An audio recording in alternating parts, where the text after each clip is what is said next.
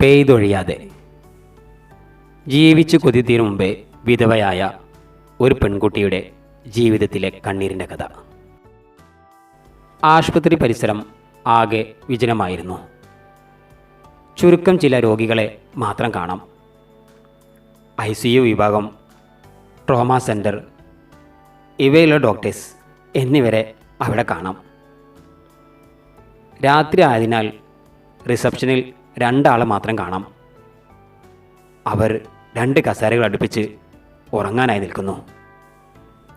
രോഗികളുടെ കൂടെ വന്നവർ പല സ്ഥലങ്ങളിലായി ഉറങ്ങുന്നു.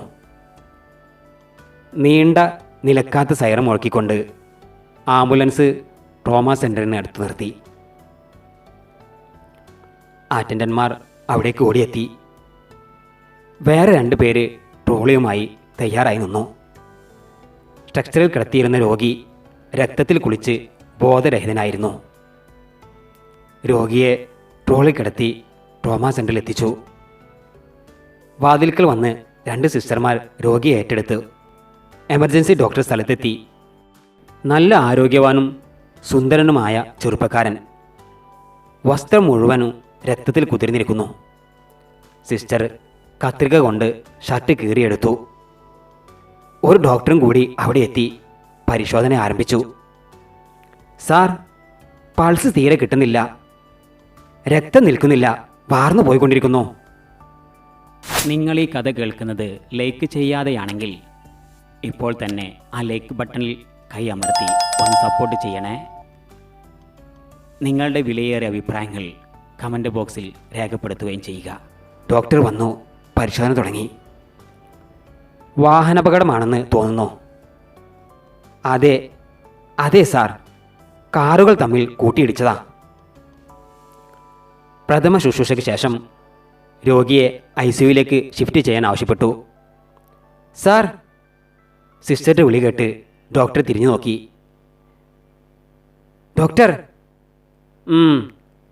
ഞാൻ നോക്കട്ടെ. ഹബീബ് ഡോക്ടർ പരിശോധിച്ചു. He is dead. എടോ, അയാൾ മരിച്ചെന്ന്. ഡോക്ടർ തിരിഞ്ഞു നടന്നു. വളരെ വേഗതയിൽ ഓടിയെത്തിയ കാറിൽ നിന്ന് 2 സ്ത്രീകൾ ചാടി ഇറങ്ങി അകത്തേക്ക് ഓടിക്കയറി. എൻ്റെ മോനെ, എനിക്ക് സഹിക്കാൻ വയ്യല്ലോ, എൻ്റെ റബ്ബേ. അവർ ഉച്ചത്തിൽ ആർത്താർത്ത് കരഞ്ഞുകൊണ്ടിരുന്നു. അവരുടെ കൂടെയുള്ള ഒരു 18 വയസ്സ് തോന്നിക്കുന്ന ചെറുപ്രായം പെൺകുട്ടിയും. അവരുടെ കൂടെ വന്ന ആരൊക്കെ ചേർന്ന് അവരെ താങ്ങി പിടിച്ചുകൊണ്ട് പുറത്തേക്ക് കൊണ്ടുപോയി. ഉമ്മയെയും ഭാര്യയെയും 3 മാസത്തിന് വിസിറ്റിങ്ങിന് കൊണ്ടുപോയതായിരുന്നു ആ പാവം. അവിടെ ഇവരെത്തിയ 2 ആഴ്ച കഴിഞ്ഞപ്പോഴേക്കും ഒരു കാർ ആക്സിഡൻറ്റിൽ അവന് എന്നേക്കുമായി യാത്രയായി. എല്ലാം ഇന്നലെ കഴിഞ്ഞ പോലെ അവളുടെ ഓർമ്മയിൽ തെളിഞ്ഞു നിന്നു.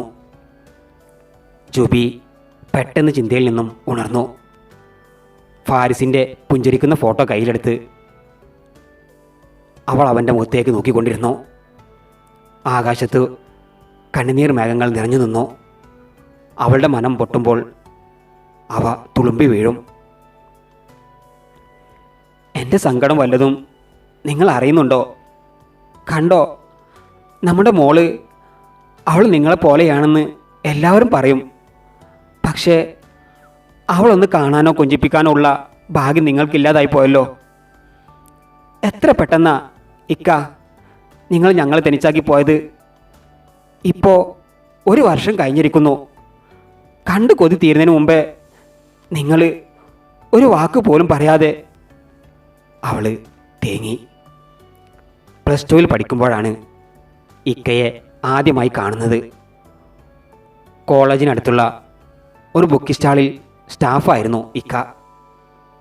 അവിടെ വെച്ചാണ് ആദ്യമായി കണ്ടുമുട്ടുന്നതും പരിചയപ്പെടുന്നതെല്ലാം. 2-3 മാസങ്ങൾ കഴിഞ്ഞപ്പോൾ തന്നെ 2 പേരും ഇഷ്ടം തുറന്നു പറഞ്ഞ് സ്വപ്നം കാണാൻ തുടങ്ങിയിരുന്നു. ഞങ്ങൾ അത്യാവശ്യമുള്ള ഫാമിലി ആയതുകൊണ്ട് തന്നെ ഫാരിസിക്കയുമായിട്ടുള്ള ബന്ധത്തിന് വീട്ടുകാർ തയ്യാറായില്ല. ഇക്ക വലിയ സാമ്പത്തികമുള്ള വീട്ടിലായിരുന്നില്ല. ഒരു ഇടത്തരം കുടുംബം, അതായിരുന്നു ഇക്കയുടെ ഫാമിലി. എല്ലാവരുടെയും കൈയും കാലും പിടിച്ച് ഒടുവിൽ ഞങ്ങളുടെ വാശിക്ക് മുമ്പിൽ രണ്ട് വീട്ടുകാർക്കും സമ്മതം മൂളേണ്ടി വന്നു. അങ്ങനെ നീണ്ട കാത്തിരിപ്പിനൊടുവിൽ ഞങ്ങൾ വിവാഹിതരായി. പക്ഷേ ഞങ്ങളുടെ ജീവിതത്തിനധികം ആയുസ്സുണ്ടായില്ല. 2 വർഷത്തെ വിവാഹ ജീവിതത്തിനിടയിൽ ഒരു കാർ ആക്സിഡൻറ്റിൽ ഇക്ക എന്നേക്കുമായി യാത്രയായി. എന്നെ തനിച്ചാക്കിയില്ല. എനിക്ക് കൂട്ടിന് ഒരു പൊന്മുത്തിനെ തന്നിട്ടാണ് ഇക്ക പോയത്. മോൾക്കിപ്പോൾ 4 മാസം കഴിഞ്ഞു. ഫാരിസിക്കയുടെ വീട്ടിൽ 4 മക്കളാണ്.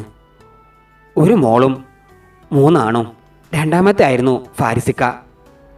താഴെ ഇനി ഒരാൾ വിവാഹം കഴിക്കാനുണ്ട്. എൻ്റെ വീട്ടിൽ 4 ആങ്ങളമാർ. അവർക്ക് ഞാനൊരൊറ്റ പെങ്ങളേ ഉള്ളൂ. എല്ലാവരും വിവാഹം കഴിച്ചു കുടുംബമായി കഴിയുന്നു. ഞാൻ ചെറുതാകുമ്പോൾ ഒരു നെഞ്ചുവേദനയുടെ രൂപത്തിൽ ഉപ്പയെ മരണം തട്ടിയെടുത്തു.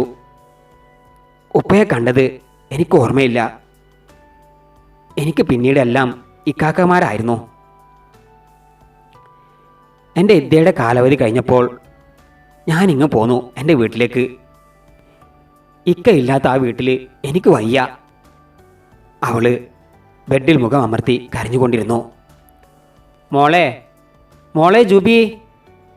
തട്ടം കൊണ്ട് കണ്ണും മുഖം തുടച്ചുകൊണ്ടവൾ വാതിൽ തുറന്നു. എന്താ എന്താ ഉമ്മ?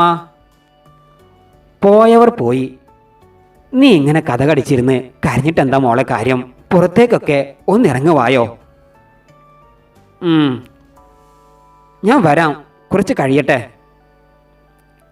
നേരത്തെ വന്ന് വിളിച്ചപ്പോഴും നീ ഇത് തന്നെയല്ലേ പറഞ്ഞത്? വായോ, നിന്നോടെന്തോ പറയാനുണ്ടെന്ന് ഇക്കാക്ക്. അവള് തട്ടം ശരിയാക്കി മുറിയിൽ നിന്നും പുറത്തേക്കിറങ്ങി. അവളുടെ ഉമ്മയുടെ കൂടെ ഉമ്മറത്ത് വന്നു നിന്നു. ജുബി, ഇങ്ങോട്ടിരിക്ക്. എല്ലാവരുടെയും കൂട്ടത്തിൽ വന്നിരുന്ന് സംസാരിക്ക്, ഒറ്റപ്പെട്ടിരിക്കാതെ. ഞങ്ങൾക്ക് നിന്നോട് ഒരു കാര്യം ചോദിക്കാനുണ്ട്. വാ, ഇവിടെ വന്നിരിക്ക്. അവളുടെ വലിയ ഇക്കാക്ക മുജീബ് അവളെ വിളിച്ച് അരികിലിരുത്തി. എന്താ ഇക്കാക്ക? കരഞ്ഞു വീർത്ത മുഖവുമായി ഇങ്ങനെ നടന്നാൽ മതിയോ? എൻ്റെ മോള് ചെറുപ്പല്ലേ, 22 വയസ്സേ നിനക്കായുള്ളൂ. അതുകൊണ്ടൊന്നുമില്ല. നിന്നെ എങ്ങനെ ഇരുത്താൻ പറ്റുമോ? വേറെ വിവാഹം? അത് കേട്ടതും അവൾ ഞെട്ടി എഴുന്നേറ്റു. ഇല്ല ഇക്കാക്ക, ഞാൻ സമ്മതിക്കില്ല. എൻ്റെ ഫാരിസിക്ക ഇല്ലാതെ വേറെ ആരെയും എനിക്ക് ആ സ്ഥാനത്ത് കാണാൻ കഴിയില്ല. അവള് പൊട്ടിക്കരഞ്ഞു. മോളെ, ഞങ്ങള് നിന്റെ നല്ലതിന് വേണ്ടിയല്ലേ, കരയാതെ. എങ്ങനെ തോന്നി നിങ്ങൾക്ക്? ആ പാവം പടിയിറങ്ങിയിട്ട് 1 വർഷം കഴിഞ്ഞല്ലേ ഉള്ളൂ. അപ്പോഴേക്കും എന്നെ വേറൊരാൾക്ക് പിടിച്ചു കൊടുക്കാൻ ധൃതിയായല്ലോ. പോയവർ പോയി, അവരിനി തിരിച്ചു വരില്ലല്ലോ. അതോർത്ത് സങ്കടപ്പെട്ടിരുന്നിട്ട് എന്ത് കാര്യം? നിങ്ങൾക്ക് ഞാനൊരു ഭാര്യയായി തോന്നുന്നുണ്ടെങ്കിൽ അത് പറഞ്ഞാൽ മതി. ഫാരിസിക്കയുടെ വീട്ടിലേക്ക് പൊക്കോളാം, ഞാനും എൻ്റെ മോളും. മോളെ, നീ ഇവിടെ നിൽക്കുന്നതിൽ ഞങ്ങൾക്ക് സന്തോഷമേ ഉള്ളൂ. പക്ഷേ ആ ഒരു നൃത്തത്തിന് അർത്ഥമില്ലല്ലോ. നിന്റെ സന്തോഷമാണ് ഞങ്ങൾക്ക് വലുത്. ആ, നീ ഇങ്ങനെ ദുഃഖിച്ചിരിക്കുന്നത് ഞങ്ങൾക്ക് കാണാൻ വയ്യ. ജുബിയുടെ ഉമ്മ സുഹറ കണ്ണീരൊഴുക്കി. അവള് മറിച്ചൊന്നും പറയാൻ നിൽക്കാതെ ഉമ്മയുടെ കയ്യിൽ നിന്ന് മോളെ വാരിയെടുത്തുകൊണ്ട് അകത്തേക്ക് ഓടി. എന്താ ചെയ്യുക? ജീവിതത്തിൽ അറിയാതെ സംഭവിക്കുന്ന സംഭവങ്ങൾ. സാരല്ല ഉമ്മ, അവളുടെ മനസ്സൊക്കെ ഒന്ന് ആറട്ടെ, എന്നിട്ട് ചിന്തിക്കാം മറ്റൊരു വിവാഹത്തെപ്പറ്റി. വിവാഹം കഴിപ്പിച്ചയച്ചത് കൊണ്ട് കാര്യമില്ല. അവൾക്ക് അവരെ ഉൾക്കൊള്ളാൻ കൂടി കഴിയണ്ടേ? എൻ്റെ കുട്ടിയുടെ ഒരു വിധി ഇഷ്ടപ്പെട്ടവൻ്റെ കൂടെ ജീവിക്കാനുള്ള വിധി ഉണ്ടായില്ലല്ലോ. ഉമ്മ, ഫോണ്. ജുബിയുടെ വലിയ കാക്കയുടെ ഭാര്യ നെസി വന്ന് പറഞ്ഞു. ആരാ മോളെ? അവിടുന്നാ, ഫാരിസിൻ്റെ വീട്ടിൽ നിന്ന്. അവരുടെ ഉമ്മയാ. ദാ വരുന്നു. ഇക്കാക്ക, അവർ ജുബിയെ കൊണ്ടുപോകാൻ വരട്ടെ എന്ന് ചോദിക്കാനാണ് വിളിച്ചത്. ഞാൻ പറഞ്ഞ് ഉമ്മാക്ക് കൊടുക്കാന്ന്. അവൾ പോകുമോ? പോകില്ല എന്നല്ലേ അവള് പറഞ്ഞുകൊണ്ടിരിക്കുന്നത്? അതെ, പാവല്ലേ. കുഞ്ഞിനെ കാണാൻ അവർക്കും ആഗ്രഹം കാണില്ലേ? 2 ദിവസം നിന്നിട്ട് ഇങ്ങ് പോന്നോളും. നമ്മൾ നിർബന്ധിച്ചയക്കുമ്പോൾ അവൾക്ക് വല്ലതും തോന്നും. അവൾക്ക് ഇഷ്ടമുണ്ടെങ്കിൽ പോട്ടെ.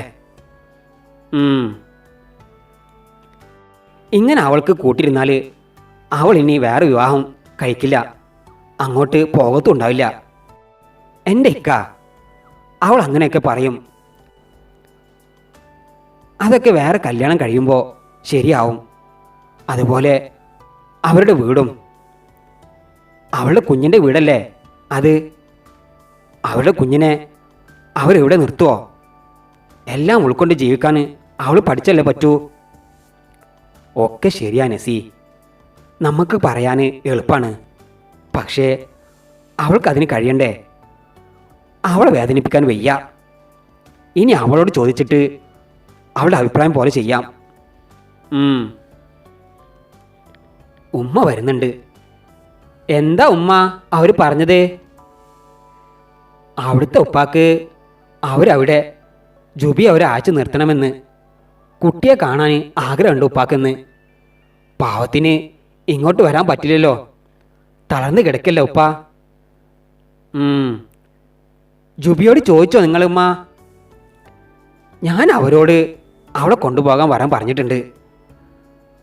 അവരുടെ കുട്ടിയല്ലേ, നമുക്കൊന്നും പറയാൻ പറ്റില്ലല്ലോ. തെറ്റിപ്പിരിഞ്ഞൊന്നുമല്ലല്ലോ അവര്. നസി, നീ ചെന്ന് അവളുടെ വിവരം പറ. അവർ ഉച്ചയ്ക്ക് ശേഷം വരാമെന്ന് പറഞ്ഞിട്ടുണ്ട്. ഞാൻ പറഞ്ഞു നോക്കാം ഉമ്മ. ജുബി, എടി വാതിലൊന്ന് തുറന്നേ. അവൾ വാതിൽ തുറന്നു. നസി അകത്തേക്ക് കയറി. എന്താ ഇത്താ? പിന്നെ അവിടുത്തെ ഉമ്മ വിളിച്ചിരുന്നു. എന്തിന്? അത് പിന്നെ ഒരാഴ്ച അവിടെ നിൽക്കാൻ നിന്നെ പറഞ്ഞയക്കുമോ എന്ന് ചോദിച്ചുകൊണ്ട്. അവിടുത്തെ ഉപ്പാക്ക് കുഞ്ഞു മോളെ കാണാൻ വല്ലാതെ ആഗ്രഹമുണ്ട് പോലും. വൈകിട്ട് കൊണ്ടുപോകാൻ വരുമെന്ന് അവരറിയിച്ചിട്ടുണ്ട്. അല്ലോ, ഞാൻ അങ്ങോട്ട് പോകാനോ? എനിക്ക് കഴിയോ അതിന് ഇക്കയില്ലാതെ?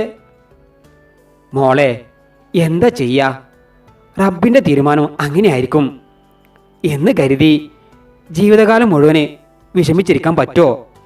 എന്തിനാ ഉമ്മ അവരോട് സമ്മതിക്കാൻ പോയേ? സമ്മതിക്കാതെ പിന്നെ ഇത് അവരുടെ മോൻ്റെ കുഞ്ഞല്ലേ, നമ്മൾക്ക് എതിർക്കാൻ പറ്റുമോ? ഓരോന്ന് പറഞ്ഞ് നസി അവളെ കൊണ്ട് സമ്മതിപ്പിച്ചു. അവളുടെ ഹൃദയത്തിൽ നേരിയ ചാറ്റൽ മഴ പെയ്തുകൊണ്ടിരുന്നു. അവ കണ്ണിലൂടെ നീർമണികളായി പുറത്തേക്ക് ഒഴുകിക്കൊണ്ടിരുന്നു. ഇക്ക, നിങ്ങളില്ലാതെ ഞാൻ ഒറ്റയ്ക്ക് നമ്മുടെ റൂമിൽ എനിക്ക് ഓർക്കാനോ വയ്യ. നിങ്ങൾ പോയതിന് ശേഷം അവിടെ കഴിഞ്ഞ ആ 4 മാസം ഇദ്ദേഹയുടെ കാലാവധി കഴിഞ്ഞത് വരെ എനിക്കെന്ത് വീർപ്പൂട്ടിലായിരുന്നെന്നോ അതൊന്നും ആർക്കും പറഞ്ഞാൽ മനസ്സിലാവില്ല. അവൾ കണ്ണുനീർ തോരാതെ ഡ്രസ്സുകൾ ഓരോന്നായി പാക്ക് ചെയ്തുകൊണ്ടിരുന്നു. ഉമ്മയുടെ മനസ്സിൻ്റെ തേങ്ങലറിയാതെ ആ കുഞ്ഞുമോൾ അവൾ നോക്കി മോണ കാട്ടി ചിരിച്ചുകൊണ്ടിരുന്നു. കഥയുടെ ബാക്കി ഭാഗം അടുത്ത ദിവസങ്ങളിൽ കേൾക്കാവുന്നതാണ്. കഥ കേൾക്കുന്നത് ലൈക്ക് ചെയ്യാതെയാണെങ്കിൽ ഇപ്പോൾ തന്നെ ലൈക്ക് ചെയ്യണേ.